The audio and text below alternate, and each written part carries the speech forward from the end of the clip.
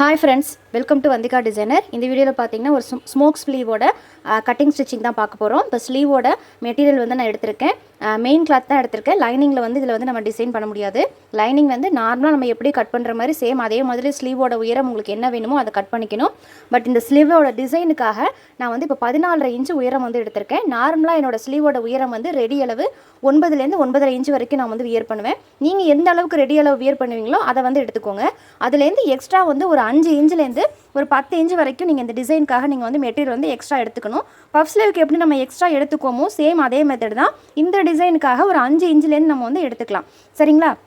இப்போ உயரம் வந்து நம்ம எக்ஸ்ட்ரா வந்து நான் ஒரு 5 இன்ச்சு எடுத்திருக்கேன். 9.5 இன்ச்சுலேருந்து எக்ஸ்ட்ரா வந்து ஒரு 5 இன்ச்சு எடுத்திருக்கேன். அதே மாதிரி அகலத்துலையும் ஸ்லீவோட ரவுண்டு ஆம் ஹோல் ரவுண்டு இருக்குது பார்த்தீங்களா?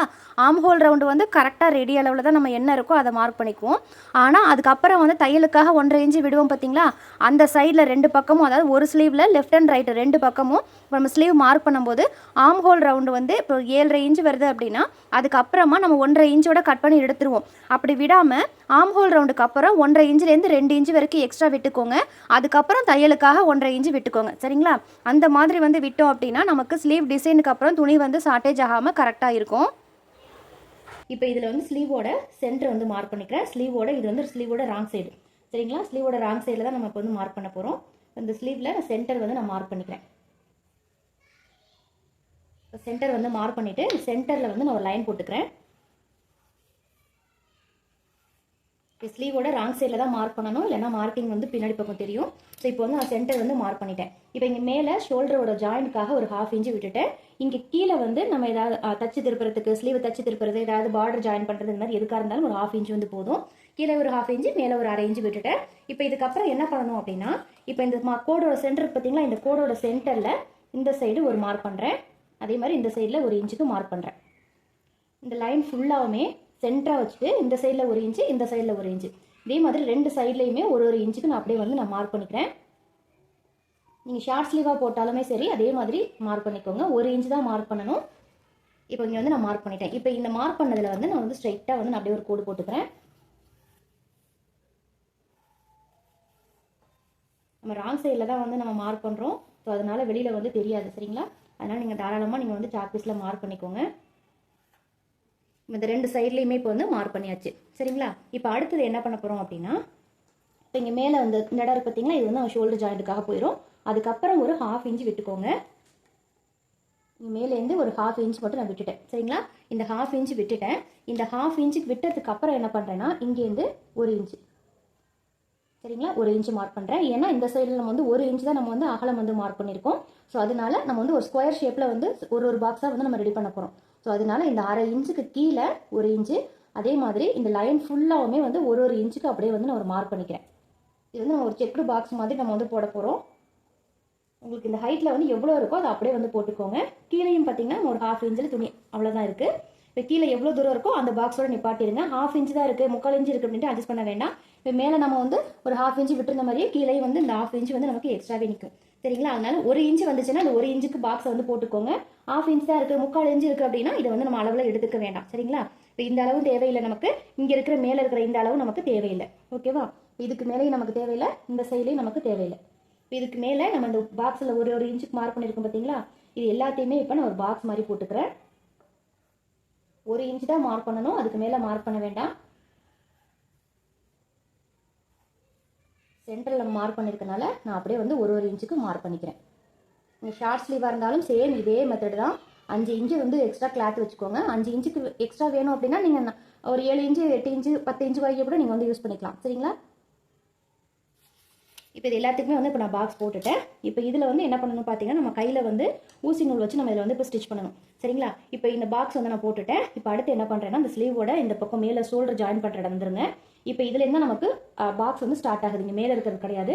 இப்போ இங்கே என்ன பண்ணுறேன்னா, இதுக்கு அந்த பாக்ஸுக்குள்ளே, அதாவது இந்த சென்டரை பார்த்து இங்கே வந்து ஒரு லைன் போடுறேன். இந்த சென்டரை பார்த்து இங்கே வந்து ஒரு லைன் போடுறேன். இந்த லைன் போட்டுட்டு அதுக்கப்புறம் இந்த பாக்ஸை விட்டுட்டு நெக்ஸ்ட்டு இங்கே இருக்குது பார்த்தீங்களா? இந்த பாக்ஸில் ஒரு லைன் போடுறேன். சரிங்களா? அதே மாதிரி இங்கே ஒரு பாக்ஸ் விட்டுட்டு இந்த சைடு ஒரு லைன் போடுறேன். ஒரு பாக்ஸ் வந்து விட்டுட்டு நான் அப்படியே வந்து ஒரு லைன் வந்து போட்டுக்கிறேன். உங்களுக்கு கீழே வந்து இந்த பாக்ஸில் போடக்கூடாது. ஏன்னா இந்த பாக்ஸில் வந்து நமக்கு ஒரு பாக்ஸ் விட்டதுக்கப்புறம் கீழே தான் வரும். கீழே நமக்கு வந்து அளவு இல்லைங்கிறனால நான் இந்த பாக்ஸோட இப்படியே வந்து நான் நிப்பாட்டிட்டேன். அப்புறம் என்ன பண்ணணும் அப்படின்னா இதை கீழே வந்து இப்படி திருப்பிடுங்க. இப்போ என்ன செய்யணும்னா இங்கே கீழேருந்து இப்படி ஸ்டார்ட் பண்ணுங்க. இங்கே கீழேருந்து இப்போ இந்த பாக்ஸ் இருக்கு பார்த்தீங்களா, இந்த பாக்ஸில் இந்த கிராஸில் இப்படி கோடு போடணும். ஓகேவா, இங்கே வந்து இப்படி போட்டுருந்தோம். இந்த பாக்ஸ் அந்த சைடில் இருக்கிற பாக்ஸில் கீழேருந்து இப்படி வந்து போடணும். இப்போ இந்த கார்னர்லேருந்து இங்கே இப்படி போட்டுட்டேன். அடுத்தது இங்கே ஒரு பாக்ஸ் விட்டுட்டு அப்புறம் இங்கேருந்து இந்த பாக்ஸில் இப்படி நம்ம மேலேருந்து வரும்போது அந்த பக்கமாக போட்டோம், இங்கே வரும்போது இப்படி திருப்பி போடுறோம். இதுலேயும் ஒரு பாக்ஸ் வந்து விட்டு விட்டுட்டு தான் வந்து போடணும். இங்கே மேலேயும் நமக்கு இந்த பாக்ஸ் வந்து எம்டியாக இருக்குது, கீழே இந்த இடத்துல வந்து எம்டியாக இருக்குது. இந்த மாதிரி கிராஸில் வந்து நம்ம எவ்வளோ நீங்கள் ஸ்லீவ் லென்த்து ஹைட்டை கூட குறைய வச்சாலுமே சரி, இங்கே கீழே ஒரு பாக்ஸ் மேலே ஒரு பாக்ஸ் வந்து எம்டியாக தான் இருக்கும். சரிங்களா, இப்போ இந்த பாக்ஸில் வந்து நம்ம ஸ்லாண்டிங்காக கோடு போட்டாச்சு. ஸோ இதில் வந்து இப்போ நம்ம வந்து ஸ்டிச் பண்ண போகிறோம். சரிங்களா, இப்போ நார்மலாக வந்து நூல் நம்ம தைக்கிற நூல் பார்த்தீங்களா, அந்த நூல் தான் எடுத்திருக்கேன். 4 நூல் இருக்கிற மாதிரி எடுத்திருக்கேன். கொக்கிலாம் தப்போம் பார்த்தீங்களா, அந்த மாதிரி 4 நூல் இருக்கிற மாதிரி எடுத்துட்டு கொஞ்சம் த்ரெட் வந்து கொஞ்சம் லென்த்தாகவே எடுத்திருக்கேன். கீழே வந்து நான் முடிச்சு போட்டு வச்சிருக்கேன். 4 நூல் இருக்கிற மாதிரி ஊசியில் போட்டு முடிச்சு போட்டு வச்சிருக்கேன். இப்போ ஸ்லீவை வந்து பார்த்தீங்க அப்படின்னா மேலே வந்து இந்த போர்ஷன் இருக்கு பார்த்தீங்களா, மேலே இந்த ஷோல்டர் ஜாயின் பண்ணுற இடத்துக்கு வந்துட்டேன். இப்போ என்ன பண்ணுறேன் அப்படின்னா ஃபஸ்ட்டு இந்த இடத்துல இங்கே ஒரு ஸ்லாண்டிங்காக ஒரு கோடு போட்டுருக்கோம் பார்த்தீங்களா, இந்த இடத்துல இது வந்து நம்ம கையால் தான் வந்து தைக்க போகிறோம். இந்த டிசைன் ஃபுல்லாமே கையில் தான் தைக்க போகிறோம். ஸோ நீங்கள் மெட்டீரியல் வந்து ஃபஸ்ட்டு நல்லா அயன் பண்ணிக்கோங்க. ஏன்னா நம்ம கையில் வச்சு தைக்கும்போது ரொம்ப கசங்கின மாதிரி போயிடும். நம்ம தைச்சதுக்கப்புறம் அயன் பண்ண முடியாது, அது கொஞ்சம் பார்த்துக்கோங்க. இப்போ இதை நீடில் எடுத்து இந்த இடத்துல இந்த கார்னரில் லைட்டாக குத்தி எடுக்கிறேன். உங்களுக்கு தெரியுதா, குட்டியாக குத்தி எடுத்திருக்கேன். சரிங்களா, இப்போ குத்தி எடுத்துட்டு இது ராங் சைட்லேயே தான் நான் தைக்கிறேன். இந்த முடிச்சும் வந்து ராங் சைடில் தான் நமக்கு வரும். இந்த மாதிரி எடுத்துட்டு இப்போ என்ன பண்ணுறேன் அப்படின்னா மறுபடியும் இந்த இடத்துல குத்தி ஒரு வந்து லாக் போட்டுக்கிறேன். நம்ம இப்படி வந்து ஊசியை சுற்றி ஊசிக்கு மேலே நூலை போட்டு அப்படியே வந்து ஒரு லாக் ஸ்டிச் போட்டுக்கிறேன். நம்ம கொக்கிலாம் தைக்கும் போது லாஸ்ட்டாக வந்து ஒரு முடிச்சு போடும் பார்த்தீங்களா, அந்த முடிச்சு தான் அதில் வந்து நான் போட்டிருக்கேன். இப்போ வந்து முடிச்சு போட்டாச்சு. சரிங்களா, இப்போ நூல் வந்து துணியும் சுருங்காது. இப்போ அடுத்து என்ன பண்ணணும்னா இங்கேருந்து இங்கே நம்ம ஒரு கிராஸாக ஒரு ஸ்லாண்டிங்காக ஒரு கோடு போட்டுருக்கோம் பார்த்தீங்களா, இந்த கோட்டுக்கு மேலே இங்கே வச்சு இந்த சென்டர் இருக்கு பார்த்தீங்களா, இந்த சென்டரில் கரெக்டாக வச்சு குத்துறேன். இப்படி குத்திட்டு இந்த இடத்துல லாக் வந்து முடிச்சு போடாமல் இந்த நூலை வந்து ஃபுல்லாகவே வந்து நான் இழுத்துட்டேன். சரிங்களா, ஃபுல்லாக இழுத்தக்கப்புறம் என்ன பண்ணுறேன் அப்படின்னா இந்த நூலை ஃபுல்லாக பிடிச்சி இழுக்கிறேன். இந்த கிளாத் வந்து நமக்கு இந்த இங்கே வச்சுருக்கோம் பார்த்தீங்களா, இந்த இடத்துல இந்த கிளாத் வந்து வரும். இது வரைக்கும் இந்த நூலை வந்து பிடிச்சி இழுக்கணும். இதுக்கப்புறம் இது வராது. ஸோ இந்த இடத்துல என்ன பண்ணுறேன்னா குட்டியாக வந்து ஒரு முடிச்சு போட்டுக்கிறேன். அதாவது நம்ம ஃபஸ்ட்டு ஊசி குத்தி எடுத்தோம் பார்த்தீங்களா, இந்த இடத்துல ஒரு லாக் வந்து போட்டுக்கிறேன்.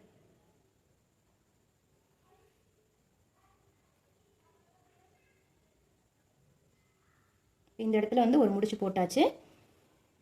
துணியை போட்டு ரொம்ப கசக்கக்கூடாது. இப்போ இந்த இடத்துல வந்து நான் ஒரு முடிச்சு போட்டேன். இப்போ அடுத்து என்ன பண்ணணும் அப்படின்னா இப்போ இந்த துணி வந்து நமக்கு சுருங்காது. இதை இங்கே முடிச்சு போட்டாச்சு. இதுக்கப்புறம் இங்கே வந்து ஸ்ட்ரைட்டாக ஒரு லைன் போகுது பார்த்தீங்களா, இந்த ஸ்ட்ரைட்டாக போகிற லைனில் இந்த இடத்துல நம்ம குத்திக்கணும். இந்த ஸ்ட்ரைட்டாக போகிற இடத்துல இங்கே வந்து ஊசியை வச்சு குத்திட்டு இப்போ இங்கே என்ன பண்ணுறேன்னா இங்கே இந்த எடுத்துகிட்டு போகிற இந்த நூலை இப்படியே ஸ்ட்ரைட்டாக வச்சு இந்த இடத்துல வந்து நான் ஒரு லாக் மாதிரி தைக்கிறேன்.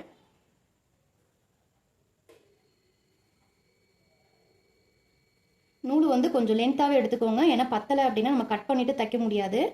இது வந்து இப்போ ஸ்ட்ரைட்டாக இருக்கும். ஸோ இதை வந்து நம்ம லாக் போட்டனால இந்த துணி வந்து நம்ம ஃபஸ்ட்டு இங்கே துணி சுருங்கின மாதிரி இது வந்து சுருங்காது. இந்த இடத்துல வந்து ஒரு லாக் போட்டுக்கணும். லாக் போட்டுட்டு அடுத்து என்ன பண்ணணும்னா இங்கே வந்து இந்த ஸ்லாண்டிங்காக இங்கே ஒரு கோடு இருக்கு பார்த்தீங்களா, இந்த கோட்டு மேலே இதில் இந்த பாக்ஸ்க்குள்ளே பாக்ஸ் விட்டு வெளியே போகக்கூடாது.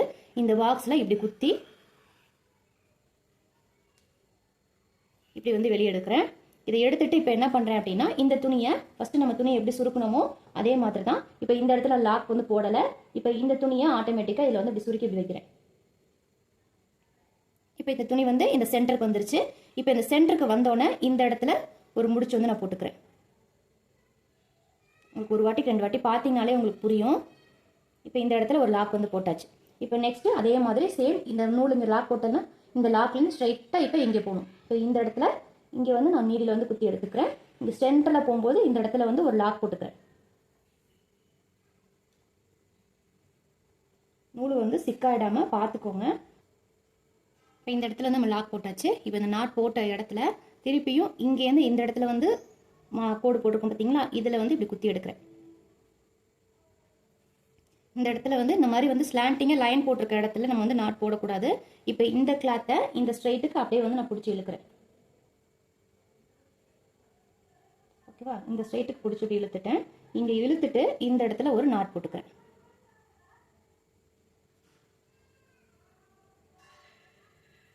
ஸ்லாண்டிங்காக கோடு போட்டிருக்க இடத்துல தான் நமக்கு அந்த நாட் வந்து போடக்கூடாது. நம்ம ஸ்ட்ரைட்டாக போட்டுக்கோம் பார்த்தீங்களா, அதில் வந்து நமக்கு லைன் வந்து வரணும். இப்போ இங்கே தைச்சாச்சு. இப்போ நெக்ஸ்ட்டு இந்த ஸ்ட்ரைட் இருக்குது பார்த்தீங்களா, இந்த ஸ்ட்ரைட்டுக்கு இப்படியே தைக்கணும். இந்த ஸ்ட்ரைட்டுக்கு கொண்டு போயிட்டு இந்த இடத்துல வந்து ஒரு நாட் வந்து போட்டுக்கணும்.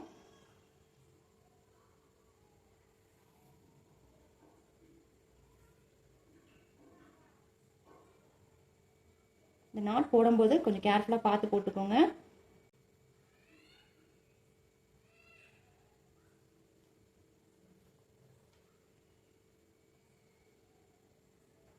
இப்போ இங்கே நாட் போட்டாச்சு. இந்த இடத்துலேருந்து இப்படி பிடிச்சி எடுக்கிறேன். இதை எடுத்து இந்த சென்டரில் வந்து இங்கே கொண்டு வந்து வச்சிடணும். இதை எடுத்துகிட்டு வந்து இங்கே வச்சிடணும். ஸோ இதே மாதிரி இது ஃபுல்லாமே, இந்த ஸ்லீவ் ஃபுல்லாமே இங்கே இருக்கு பார்த்தீங்களா, இது வரைக்குமே இந்த மாதிரி செஞ்சு எடுத்துகிட்டு வரணும். இப்போ இந்த லாஸ்ட்டில் வந்து நம்ம ஸ்டாப் பண்ணியாச்சு. இதுக்கப்புறம் நமக்கு வந்து அந்த ஸ்லாண்டிங் லைன் கிடையாது. லாஸ்ட்டு போட்டோம் பார்த்தீங்களா, இந்த இடம் வந்துருச்சு. இப்போ இந்த இடத்துல நான் என்ன பண்ணுறேன்னா, நம்ம நாட் போட்டோம் பார்த்தீங்களா, அந்த நாட்டே வந்து நல்லா வந்து 2-3 வாட்டி வந்து நூலில் ஊசி வந்து நல்லா ட்விஸ்ட் பண்ணிக்கிறேன். ஒரு முடிச்சு போடாமல் நல்லா 2 வாட்டி சுற்றிட்டு அதுக்கப்புறம் வந்து நான் முடிச்சு போட்டுக்கிறேன். சரிங்களா? இந்த முடிச்சு வந்து நல்லா டைட் பண்ணிக்கோங்க, இல்லைன்னா அப்படியே கலந்து வந்துடும். இந்த இடத்துல கொஞ்சம் த்ரெட்டு விட்டு நான் அப்படியே வந்து கட் பண்ணிக்கிட்டேன். இப்போ நமக்கு வந்து இந்த டிசைன் வந்து பேக் சைடு வந்து ஸ்டிச் பண்ணியிருக்கோம். இப்போ நம்ம வந்து நல்ல பக்கம் திருப்பி பார்க்கலாம். ஸோ இந்த டிசைன் தான் இப்போ வந்து நம்ம ஸ்டிச் பண்ணது. சரிங்களா? நம்ம வந்து ஸ்லீவோட ரவுண்டுக்கும் நம்மளுக்கு இந்த ஃப்ளீட் வந்து பார்த்திங்கன்னா கரெக்டாக நமக்கு வந்து அது செட் ஆகிடும். இப்போ இந்த சைடும் இந்த ஸ்லைடும் வந்து ஃப்ளீட் வந்து பார்த்திங்க அப்படின்னா நமக்கு கரெக்டாக வந்துடும். இப்போ இந்த சென்டரில் பார்த்தீங்களா இந்த மாதிரி வந்து ஒரு டிசைன் வரும். ஸோ இது வந்து ஸ்மோக்கி ஸ்லீவ்னு சொல்லுவாங்க. ஸோ இந்த மாடல் தான் இப்போ நம்ம வந்து ஸ்டிச் பண்ணது. இதை கையில் தான் வந்து நம்ம தைக்கணும்.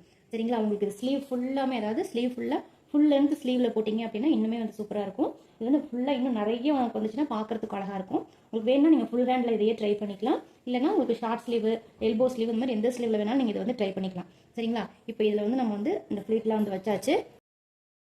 இப்போ ஸ்டிச் பண்ணுறதுக்கு ஸ்டார்ட் பண்ணிக்கலாம். நம்ம வந்து அந்த ஃப்ளீட் மாதிரி மடிப்பு இருக்குது பார்த்தீங்களா, அதை வந்து கரெக்டாக வந்து எடுத்து வச்சுக்கணும். நம்ம லைனிங் கிளாத் வந்து இதில் தச்சு திருப்ப போகிறோம். ஸோ கிளாத்தை வந்து நம்ம பார்த்திங்கன்னா அந்த கையில் வச்சு தைச்சதில் வந்து ஃப்ளீட் வந்து ஆட்டோமேட்டிக்காக நமக்கு வந்து வரும். அந்த ஃப்ளீட்டை வந்து ரொம்ப மடிக்காமல், ஏன்னா ஸ்லீவோட ஆர்ம் ஹோல் சைடு உயரமும் நமக்கு கரெக்டாக இருக்கணும். அதே சமயம் நம்ம வச்சுருக்க அந்த கையில் ஸ்டிச் பண்ண ப்ளீட்டும் வந்து பார்த்திங்கன்னா கரெக்டாக ஈவனாக வரணும். நிறைய உள்ளுக்குள்ளே ஃபோல்டு பண்ணி 1/2 இன்ச்சு 1 இன்ச்சுன்னு கிளாத்தை வந்து மடிக்கக்கூடாது. லைட்டாக அந்த ஃபோல்டுக்கு அந்த டிசைனுக்காக அந்த ஷேப்பில் வந்து இருக்குது பார்த்திங்களா, அதை மட்டும் லைட்டாக மடித்து விட்டால் போதும். நமக்கு பார்க்கும்போது அந்த ஃப்ளீட் வந்து தெரிஞ்சால் போதும். அதுக்காக ரொம்ப 1/2 இன்ச்சு 1 இன்ச்சில் நீங்கள் மடிக்க தேவை கிடையாது. இப்போ லைனிங் கிளாத் வந்து நார்மல் ஸ்லீவ் மாதிரி அப்படியே நான் வந்து கட் பண்ணி எடுத்து வச்சுருக்கேன். இப்போ ஒரு சைடு வந்து நான் தச்சுட்டேன். அதே சேம் மாதிரி இதே இந்த சைடும் பார்த்திங்கன்னா அந்த சைடில் நமக்கு அந்த ஃப்ளீட் எப்படி இருக்கோ அதே மாதிரி நான் ஃப்ளீட் வந்து வைக்கிறேன். அந்த இடத்துல எந்த டிசைனில் அதுக்கு நேராக ஃப்ளீட் வருதோ அதுக்கு நேராக தான் நம்ம ஃப்ளீட் வைக்கணும். கண்ணாப்பின்னு வைக்கக்கூடாது. நம்ம அந்த டிசைன் சென்டரில் பண்ணியிருக்கோம் பார்த்திங்களா, அதுக்கு ஆப்போசிட்டில் 2 பக்கமும் ஆட்டோமேட்டிக்காக ஃப்ளீட் வந்து இருக்கும். அதை கரெக்டாக ஈவனாக லெஃப்ட் அண்ட் ரைட்டு 2 பக்கமுமே எடுத்து வச்சுக்கணும். ஆர்ம் ஹோலோட உயரம், கை ஸ்லீவோட உயரம் எல்லாம் அப்போ தான் வந்து கரெக்டாக நமக்கு வந்து செட் ஆகும். சரியா? அதுக்கு தான் ஃபஸ்ட்டே சொன்னேன், ஸ்லீவ் வந்து உயரத்துலேருந்து அகலம் வரைக்கும் பார்த்திங்க அப்படின்னா 2 பக்கமும் அகலமும் கொஞ்சம் அதிகமாக ஒரு 2 இன்ச்சு எக்ஸ்ட்ராவே நம்ம வந்து எடுத்துக்கணும். அப்போ தான் நமக்கு ஷார்ட்டேஜ் ஆகாமல் துணி வேஸ்ட் இல்லாமல் கரெக்டாக வரும். ஏன்னா நம்ம ஃப்ளீட் வைக்கிறோம், சென்டரில் வந்து தையெல்லாம் போட்டு துணி வந்து சுருங்கும். ஸோ நார்மல் ஸ்லீவில் வந்து நம்மளால் இதை வந்து ஸ்டிச் பண்ண முடியாது. நார்மல் ஸ்லீவை வந்து லைனிங்கில் கட் பண்ணிக்கிட்டு மெயின் கிளாத் டிசைன் பண்ணுறதுல ஆர்ம் ஹோல் சைடு எல்லாம் பார்த்திங்கன்னா எக்ஸ்ட்ரா வந்து ஒரு 2 இன்ச்சு விட்டுக்கோங்க. இப்போ மேலே வந்து அந்த ஃப்ளீட் வந்து மடிஞ்சிருக்கு பார்த்தீங்களா, அதை வந்து ஒரு தையல் போட்டு அந்த ஃப்ளீட் எந்த பாக்கில் போகுதோ அந்த சைடில் அப்படியே வச்சு நான் மடிச்சுக்கிறேன். இப்போ கீழே இருக்கிற ஃப்ளீட்டும் பாருங்கள், நம்ம அந்த லாஸ்ட் ஃப்ளீட் வந்து அப்படியே ஆப்போசிட்டில் வந்து மடிச்சிருக்கு. அதனால் அப்படியே வச்சுட்டு அதை திருப்பி ஆப்போசிட்லலாம் நம்ம மடிக்க தேவையில்லை. அது எந்த சைடு டைரெக்ஷனில் அது வந்து ஃப்ளீட் இருக்கோ அதை அப்படியே வச்சுட்டு ஒரு தையல் வந்து போட்டால் போதும். ஸ்லீவ் வந்து பார்க்குறதுக்கு இப்படி தான் இருக்கும். நம்ம ஃபினிஷ் பண்ணிவிட்டு நான் உங்களுக்கு ஃபைனலாக பார்த்தீங்கன்னா ஸ்லீவ் வந்து நார்மலாக நம்ம ஸ்லீவ் எப்படி இருக்குமோ அந்த ஷேப்லேயே வந்துடும். இப்போ மேலே வந்து நம்ம ஃப்ளீட் வச்சு அந்த மடித்து தைச்சிருக்கனால அந்த இடத்துல வந்து கிராஸாக இருக்கும் ஸ்லீவோட சென்டரு. நம்ம ஸ்லீவ் வந்து துணி வந்து ஒரு 2 இன்ச்லேருந்து 3 இன்ச்சு நீங்கள் எக்ஸ்ட்ரா விட்டுக்கிட்டால் ஒன்றும் தப்பு இல்லை. ஒரு 1.5 மீட்டர் வந்து கிளாத் வாங்கிக்கிட்டீங்க அப்படின்னாலே போதும். இது வந்து சில்க் காட்டனில் தான் நான் வந்து ஸ்டிச் பண்ணியிருக்கேன். இந்த ஸ்லீவுக்கு துணி வந்து கொஞ்சம் அதிகமாக தான் தேவைப்படும். இப்போ சைட்லலாம் பார்த்திங்கன்னா சென்டரில் டிசைனுக்கும் இந்த சைடில் இருக்கிற ஃப்ளீட்டுக்கும் பார்த்திங்கன்னா ரெண்டுமே வந்து ஈக்குவலாக ஈவனாக வந்துருச்சு. ஸோ இது வந்து பேக் சைடு. சரிங்களா? பேக் சைடில் நம்ம ஸ்டிச் பண்ணது. இப்போ நல்ல பக்கத்துக்கு மேலே நம்ம எப்படி லைனிங்கை வச்சு எப்படி ஸ்டிச் பண்ணுவோமோ சேம் அதே மெத்தட் தான். இப்போ ஸ்லீவோட ஹைட்லாம் கரெக்டாக இருக்கான்னு உங்களுக்கு காட்டுறேன் பாருங்கள். ஸ்லீவோட ஹைட்டு வந்து பார்த்திங்கன்னா கீழேயும் மேலேயும் 1/2 இன்ச்சு தையலுக்கு போக நமக்கு கரெக்டாக அந்த 9.5 இன்ச்சுக்கு ரெடி அளவுக்கு கரெக்டாக வந்துடும். சைட்லேயும் அதே மாதிரி கரெக்டாக அந்த சுற்றளவு வந்து வரணும். ஆம்ஹோல் சுற்றளவு, அந்த கீழ் கையிலேருந்து ஆம்ஹோலோட உயரம் எல்லாமே கரெக்டாக நமக்கு லைனிங்கில் இருக்கிற மாதிரி வரணும். துணி வந்து ஒரு 2 இன்ச்சு எக்ஸ்ட்ரா எடுத்துக்கிட்டிங்கன்னா ஒன்றும் ப்ராப்ளம் இல்லை. பத்தலை அப்படின்னா இந்த ஸ்லீவை வந்து நம்ம அட்ஜஸ்ட் பண்ணவே முடியாது. இது நார்மலாக நம்ம ப்ளீட் வைக்கிற மாதிரி ஸ்லீவ் கிடையாது. நம்ம ஹேண்ட் ஸ்டிச் பண்ணுறனால எதுவும் இதில் வந்து நம்ம ப்ளீட் எக்ஸ்ட்ரா வைக்கிறதுக்குலாம் ஆல்ட்ரேஷன் பண்ண முடியாது. எக்ஸ்ட்ரா ஜாயிண்ட்டும் போட முடியாது. இன்கேஸ் உங்களுக்கு ஸ்லீவ் ஹைட்டு கம்மியாக போயிடுச்சு அப்படின்னா கூட ஏதாவது பார்டரு எக்ஸ்ட்ரா கிளாத்து கூட பட்டி மாதிரி நம்ம கொடுத்து தைச்சிக்கலாம். அதிகமாக இருந்துச்சு அப்படின்னா உங்களுக்கு வியர் பண்ண ஓகேன்னா போட்டுக்கலாம், இல்லைன்னா அதை மடிச்சுலாம் தைக்க முடியாது, ஃபினிஷிங் நல்லா இருக்காது. இப்போ கீழே வந்து அந்த 1/2 இன்ச்சுக்கு அப்படியே வந்து நான் லைனிங்கை வச்சு தைச்சிட்டு அப்படியே வந்து நான் உள்ளே திருப்பிக்கிட்டேன். சரிங்களா? இப்போ இதில் வந்து நீங்கள் அப்படியே உள்ளே திருப்பிட்டு பைப்பிங் கொடுக்குறதோ இல்லை லேஸ் ஒர்க் கொடுக்குறதோ இல்லை ஏதாவது சேரீயில் இருக்கிற பார்டர் அட்டாச் பண்ணுறது, இந்த மாதிரி எதுவாக வேணாலும் நீங்கள் பண்ணிக்கலாம். அது வந்து நம்மளோட விருப்பம். சரிங்களா? இப்போ இதில் வந்து நான் சிம்பிளாக வந்து தச்சு திருப்பி காட்டியிருக்கேன். இப்போ தச்சு திருப்பி காட்டும்போது இதோட லுக் எப்படி இருக்குன்னு பாருங்கள். ஸோ இப்படி தான் இருக்கும். அந்த அடியில் வந்து லைட்டாக அந்த ஒரு வி ஷேப்பில் வந்து சுருக்கம் இருக்கிற மாதிரி இருக்கும். சரிங்களா? இப்போ ஸ்லீவில் வந்து ஆம்ஹோல் சைடு உயரம் எல்லாமே வந்து நமக்கு கரெக்டாக இருக்குது. பத்தலை அப்படின்னு நீங்கள் வந்து துணியை வந்து தூக்கி போட்டுறக்கூடாது. நீங்கள் எடுக்கும் போதே ஒரு 2 இன்ச்சுக்கிட்ட எக்ஸ்ட்ரா இருக்கிற மாதிரி எடுத்துக்கோங்க. அதனால் எதுவும் தப்பு கிடையாது. இப்போ ஆம்ஹோல் சைடு எல்லாமே பார்த்திங்கன்னா நமக்கு கரெக்டாக வந்து ஸ்லீவோட ஹைட்டு சுற்றளவு எல்லாமே கரெக்டாக இருக்குது. இப்போ சென்டரும் பார்த்திங்கன்னா அந்த நம்ம டிசைன் பண்ணியிருக்க சென்டரும் அர்க்காத் பண்ணியிருக்க ஸ்லீவோட சென்டரும் கரெக்டாக சென்டராக வரணும். நகர்ந்துருச்சுன்னா ஸ்லீவு போட்டோன்னே திருப்பிக்கும். இப்போ நான் உங்களுக்கு வச்சு காட்டுறேன் பாருங்கள். சென்டரும் நம்ம டிசைன் பண்ணி இந்த கையில் தைச்சோம் பார்த்திங்களா, அதோட சென்டரும் கரெக்டாக ஈவனாக வரணும். நம்ம ஸ்லீவோட சென்டர் எல்லாமே நீங்கள் ஃபஸ்ட்டு வேஸ்ட்டு கிளாத்தில் வந்து ஸ்டிச் பண்ணி பார்த்துட்டு அதுக்கப்புறமா மெட்டீரியலை வந்து நீங்கள் ட்ரை பண்ணுங்கள்.